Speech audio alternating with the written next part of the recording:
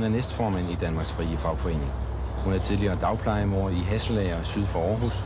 Tiden går i dag med at dyrke blomster, passe et nærliggende forsamlingshus og bære en kirke skråt over for hjemmet. Hun har været medlem af partiet Venstre i 10 år og var med til at stifte Danmarks Frie Fagforening. Der skal forhandles nye overenskomster her til foråret. Hvordan vil den nye fagforening gribe denne opgave an? Der har vi tænkt os, at vi vil gå ud på hver enkelt arbejdsplads igennem vores lokalafdelinger og forhandle.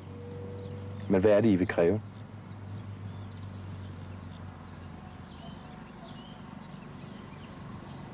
Altså jeg tænker på, vil I have nedsat arbejdstid, eller vil I have mere i løn, eller mere ferie? Hvad er jeres krav? Nej, jeg tror ikke, vi vil have nedsat arbejdstid, og jeg tror heller ikke, vi vil have mere løn.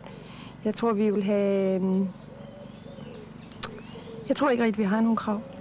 Jeg tror, vi vil have forsøge at få Danmarks økonomi rettet op ved at